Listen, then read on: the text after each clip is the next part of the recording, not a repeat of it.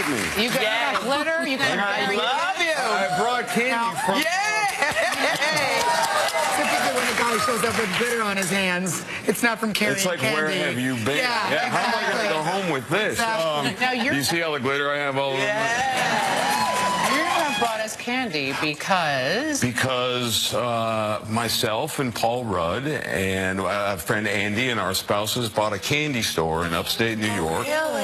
And so we brought you some treats. Why not? Now, Christmas. now, how Thank you.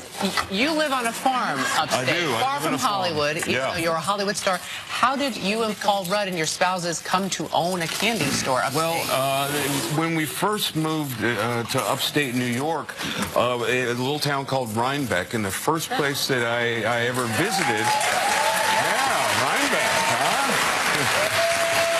The first place I ever visited was this little candy store called Samuel's, and the guy that owned it, this guy named Ira, became a very good friend, and I used to go see him every day and have my coffee, and he passed away tragically. I was off doing a movie, and he passed, and we didn't want the candy store to leave or turn into something else. And we were having dinner one night, and I looked at my friends, and I was like, why don't we step in and keep Ira's legacy alive? And we did. Now, what does your 5-year-old son Gus think of you owning and operating a candy store? Gus, I have a 5-year-old son, 6 in March, and well, he's thrilled, as you can imagine. And Paul's got a couple kids as well, and Gus greets people at the store, and he says, "This is my candy store." Aww. Yeah, but he also steals everything that's like from my waist down that he can grab. It's like I have to search his pockets on the way out of the store. I didn't steal anything. You know? He literally hit the jackpot. He hit the jackpot. Yeah. That's so awesome. Yeah, he's a happy kid. Yeah. Ask you a question. I'm trying to finish the gummy candy so I can ask you this question. I can hear and understand gummy candy talk. Now, a lot of actors get mistaken for other actors, and I've heard that you have one, Javier Bardem. Yeah, I get it a lot. You know. And so have you played with it? Yeah. Or? Oh my God. That's Oh, amazing. well, God bless you. Yeah, you know, when he won his Oscar, No Country. yeah, that's it. Yeah. And I had just, I think, gotten on Grey's Anatomy about the same time, and I went to a party here in New York. Thank you. I went to a party here in New York, and the paparazzi just started screaming as I was walking the red carpet, "Javier, Javier!" And I flipped him off. I was trying to be funny. I don't know if it was construed as being funny. But the next day in the New York Daily News or whatever is a picture of me flipping the camera off saying, "Javier."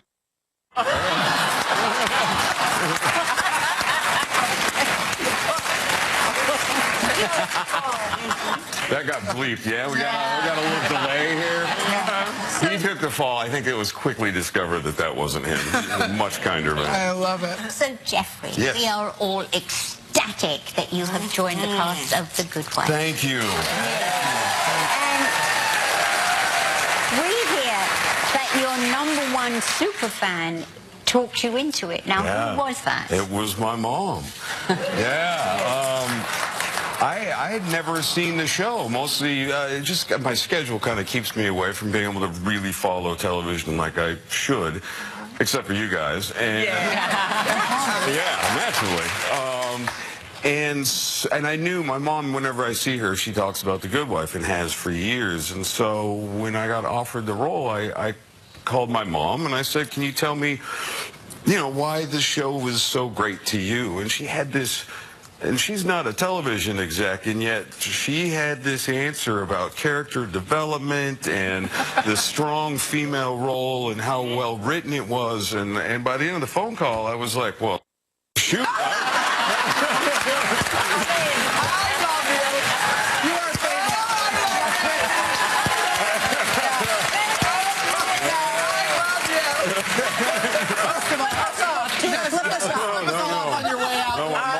Javier Bardem was such a bleep. Yeah, that's off the air. I love you.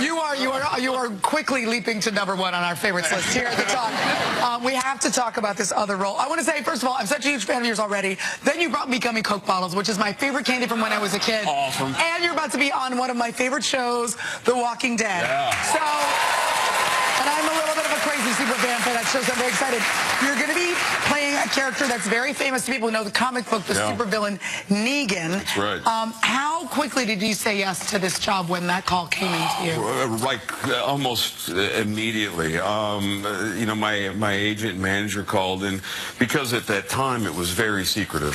They weren't releasing what the role was or anything, and they're like, all we know is he's a big bad, and I knew right away because I watched the show, so I kind of know where they are in the story, and I know when Negan should be appearing, and I was like, oh, it's Negan. Have you met Lucille?